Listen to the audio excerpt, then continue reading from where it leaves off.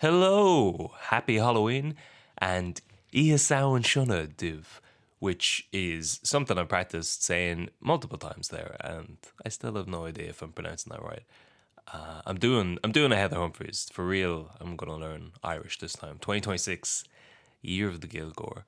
But this is another remastered episode, the Alice Kyteler episode from 2019. It was first posted in June of 2019, which means it was recorded probably around March or so, February 2019. And it covers the story of the first witch trial in Ireland and arguably one of the first cases in the world of a woman being sentenced to death, executed, or burnt at the stake for witchcraft. So, all happening in Kilkenny, you know? It's a great bit of Kilkenny. There's still quite a few. There's a lot of stuff called after Kyteler down there, and a few things named after Petronila, which you'll figure out if you listen to the story. But the reason we're doing this story again now is obviously it's Halloween this weekend. It's a classic Halloween kind of story, but also we're going to be in Kilkenny this weekend. We're doing a live gig tomorrow night, Saturday the 1st of November, as part of the Home of Halloween Festival, which is on all across the city, and we will be in the Home Rule Club tomorrow night at some point, I think like 9 o'clock. As part of the festival, we'll just be telling Irish ghost stories, different Irish ghost myths and Samhain stories, and tickets are €5. I think there's a few left, so if you're around Kilkenny tomorrow night, come down and see us there. But if not, enjoy this episode, have a nice Halloween break, and other than that, we'll chat to you next week. Good luck. So in 1324, her fourth husband, Sir John Lepore, a knight, falls ill and claims he's been poisoned. But now, she's on husband number 4? She's on husband number 4, his current husband. All of the three previous, have all been very wealthy men. Yes. And then have all died. Yes.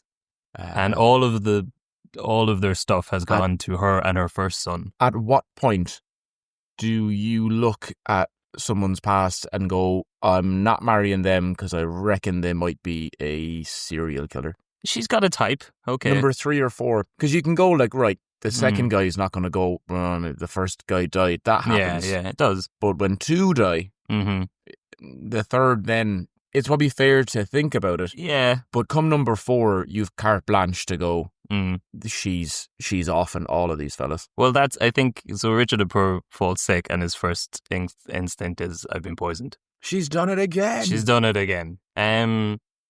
That is fair. Yeah, I think 3 or 4 was probably about the point where you were like... 4 is fair. 4 is a pattern. Yeah. So the first 3 are supposedly killed by poison, and the 4th driven out of his senses by philtres and incantations. Philtres? Yeah, which just means love potions, apparently. Love potions? We're talking like 12th century Mickeys here, roofies. That's what I call my, the coffee I make in my cafetiere. Yeah, so it's what he calls his urine. So, first 3 killed by poison, supposedly. Like, what? I don't know what the toxicology report back then is. What? Do I have to explain this? Yeah. She is murdering everyone.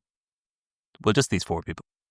In 1324, Alice's stepchildren accuse her of using witchcraft to turn her fathers against them and give all their inheritance to Kyteler's firstborn son, William Outlaw. The Bishop of Ossory was Richard de Ledre, a Franciscan friar and Englishman by birth, so I probably shouldn't have pronounced his name like that. So Ledre has arrived in Ireland in 1317 with a mind towards shaking things up. It's 1317, he thinks Ireland's losing its way. He gets into clashes with the local Anglo-Irish clergyman and complains directly to the Pope whenever they disagree with him. Directly to the Pope? He's a bit of a rat. He's got the Pope line. He's got the Pope line. Oh. In 1324, there was an inquisition of knights and lords, and they said there was a bunch of heretical sorcerers in Kilkenny, and Alice Kyteler was pinned as the leader. Magic. She was 61, which probably is magic for then. Yeah, no, that makes sense. Yeah. Even 14 would have been an old man. So. Yeah, so these were the charges that were levelled against her. Number 1, they had denied the faith of Christ absolutely for a year or a month, according as the object they desired to gain through sorcery was of greater or less importance. During all that period, they believed in none of the doctrines of the church. They did not adore the body of Christ, nor enter a sacred building to hear mass, nor make use of consecrated bread or holy water. What? Do they mean... What do So you think of that? That's the first charge. that's my big thing here would be the... what's the greater or less importance? So you're guilty either way.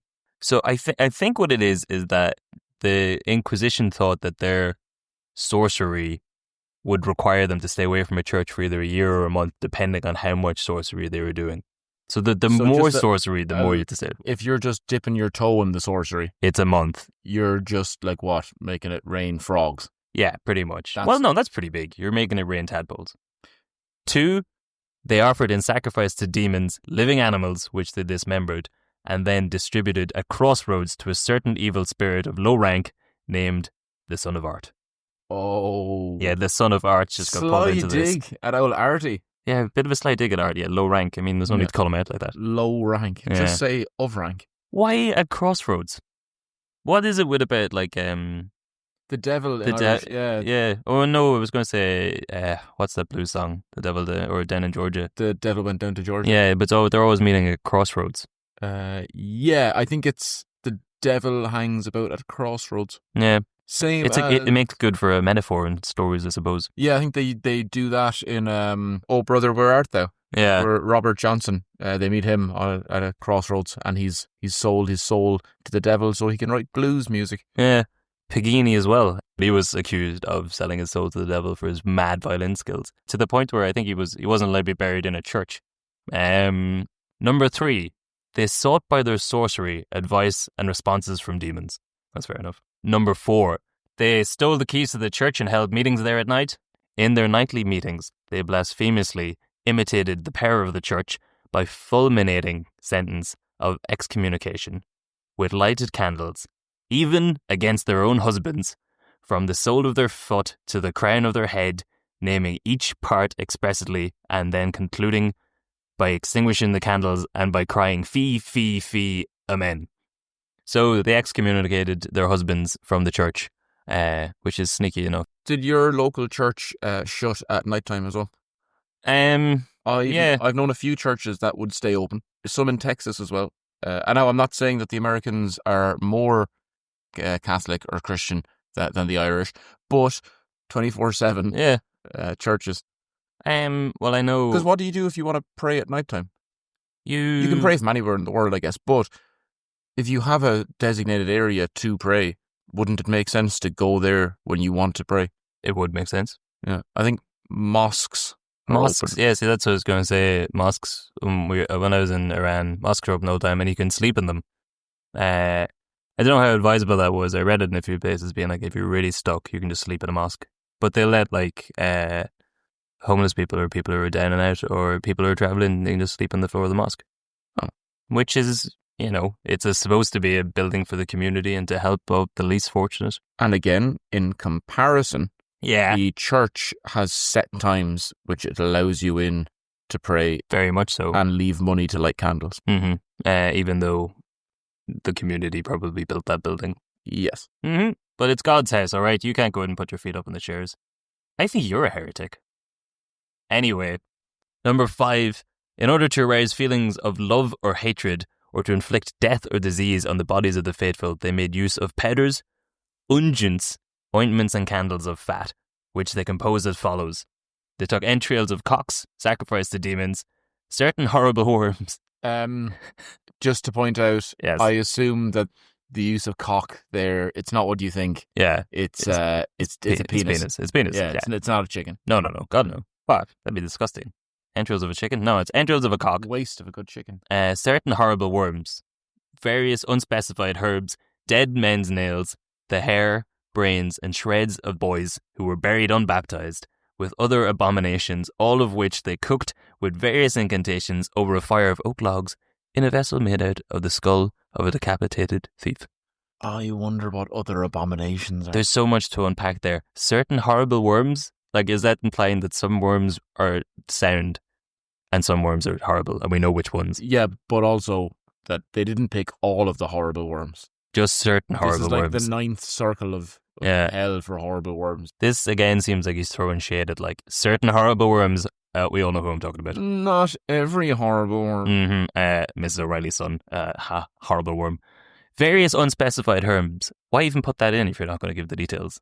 And the decapitated, the skull of a thief. That's a hell of a mixing bowl. I think that's number 5 on the menu at Boojum.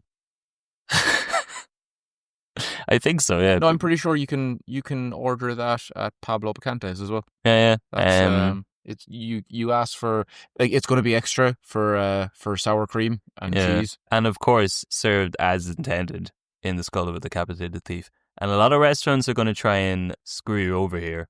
A lot of restaurants are going to try and give you a decapitated skull of, some guy. No, I need to know he's a thief. And I'm not talking about, like, you want white collar criminal. You want the big deal.